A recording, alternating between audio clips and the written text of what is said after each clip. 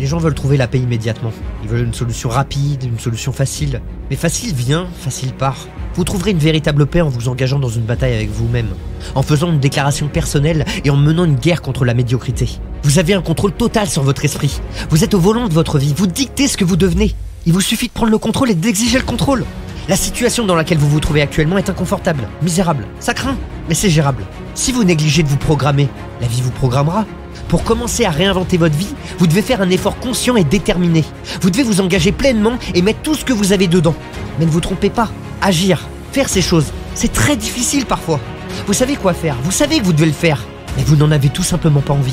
Vos sentiments protesteront, vous diront d'arrêter. La plupart d'entre nous aspirent à ce sentiment spécial d'enthousiasme le matin, à se sentir bien et excité de commencer un projet, un emploi, un entraînement.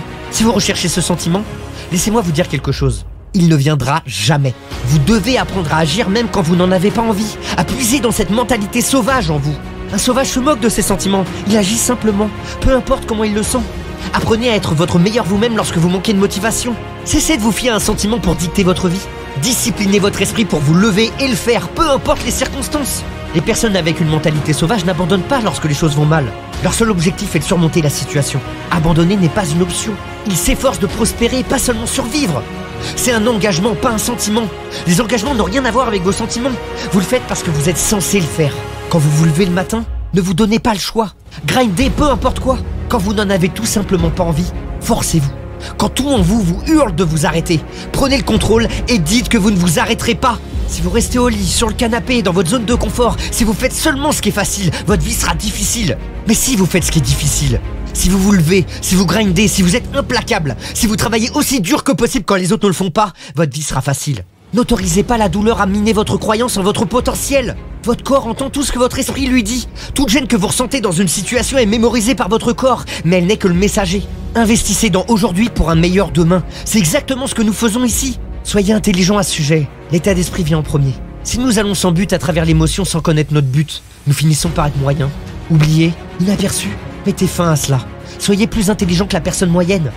Travaillez dur, travaillez intelligemment. La vie ne vous donne pas ce que vous voulez, elle reflète qui vous êtes. Cela signifie se présenter à chaque fois à temps. Pourquoi ? Parce que je m'efforce d'être le meilleur. C'est un choix binaire. Soit vous l'êtes, soit vous ne l'êtes pas. Soit vous excellez, soit vous ne le faites pas.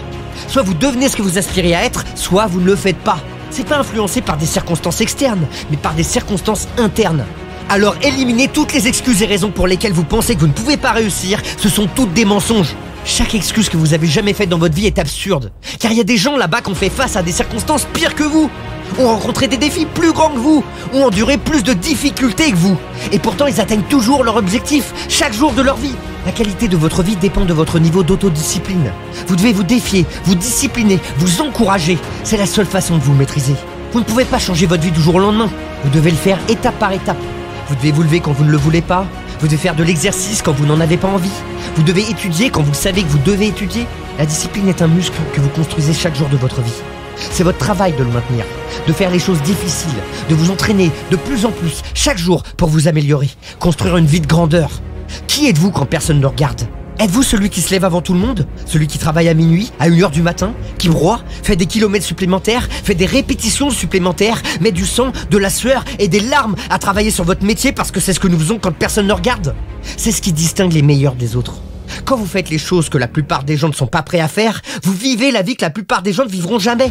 Quand vous regardez en arrière après avoir travaillé dur, vous verrez chaque défi qui a été mis devant vous, toutes les chutes, les crises et chaque douleur et lutte quotidienne en vaudront la peine.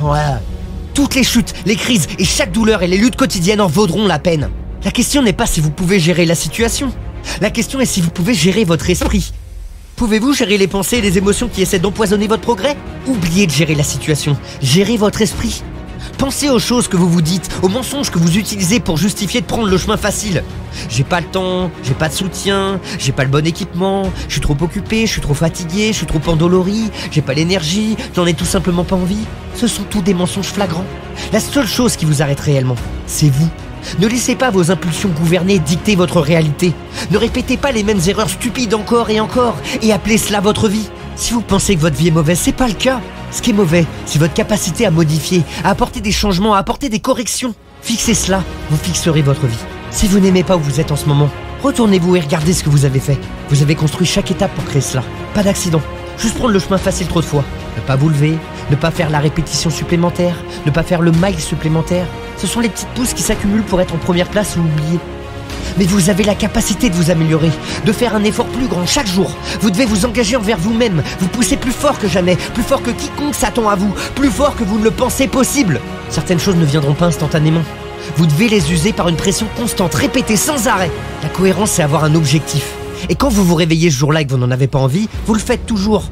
Ce que vous vous êtes dit que vous alliez faire. Parce que la plupart des jours, vous vous réveillerez et vous ne vous sentirez pas excité. La plupart des jours, vous vous réveillerez, vous n'aurez pas l'envie de broyer. Mais quand vous atteignez un point où vous le faites, indépendamment de ce que vous ressentez, il n'y a aucune façon que vous ne réussissiez pas vos objectifs. J'ai besoin que vous vous donniez à 120% et faites-le pour la fierté de qui vous êtes. Défendez vos rêves, défendez ce que vous voulez dans votre vie, car la vie reflètera ce que vous lui donnez. Qu'est-ce que la personne réussie fait que la personne moyenne ne fait pas? Elle fait tout ce qu'elle est censée faire, et un peu plus. Elle travaille dur et un peu plus. Elle gagne un peu plus. Elle économise un peu plus. Elle broie un peu plus. Elle transpire un peu plus. Elle fait tout ce qu'elle doit faire et un peu plus. Vous voulez réussir dans cette vie? Vous devez faire ce que vous êtes censé faire et un peu plus. Et vous ne pouvez jamais vous arrêter à la ligne d'arrivée. Beaucoup de gens aimeraient pouvoir faire ce que les grands de tous les temps ont fait, mais très peu de ces gens sont prêts à travailler dur pour l'obtenir. Rien de précieux ne vient facilement. Je me fiche des circonstances qui vous entourent, car c'est pas ce qui se passe autour de vous qui détermine votre succès, c'est ce qui se passe en vous. Vous ne pouvez pas contrôler les éléments, mais vous pouvez contrôler votre attitude et votre état d'esprit. Vous avez une opportunité en ce moment même de prendre les bonnes décisions. Prenez-vous des décisions pour vous conduire à la NBA, pour vous amener à la NFL, pour obtenir cet emploi que vous avez toujours voulu, pour réussir ce test? C'est une chose de rêver, mais c'est une toute autre chose de se réveiller quand vous savez que vous devriez le faire, d'écrire quand vous n'avez pas envie d'écrire ce papier, de dire non à cette fête, de dire non à abandonner quand il vous reste encore une centaine de tirs à faire, de vous forcer à exécuter quand votre corps vous crie d'arrêter et que vous avez encore 50 pompes à faire. Vous ne pouvez pas simplement en parler, vous devez exécuter. L'exécution est vénérée. Presque tout le monde atteint ce point. Presque tout le monde surmonte ses obstacles. Presque tout le monde a une certaine impulsion. Ça devient presque un mode de vie pour presque tout le monde. Mais les personnes qui gagnent le font. Elles le font.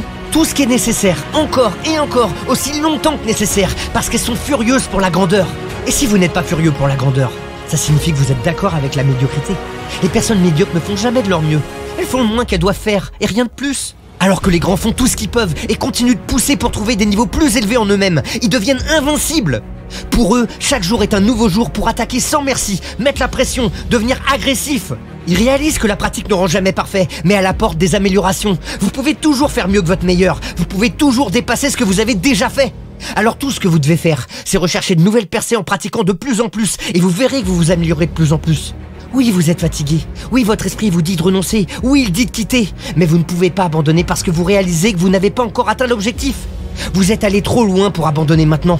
Vous avez investi trop pour abandonner maintenant. Vous avez perdu trop pour abandonner maintenant. Ne pleurez pas à ce sujet. Ne vous plaignez pas. Obtenez une récompense pour votre douleur.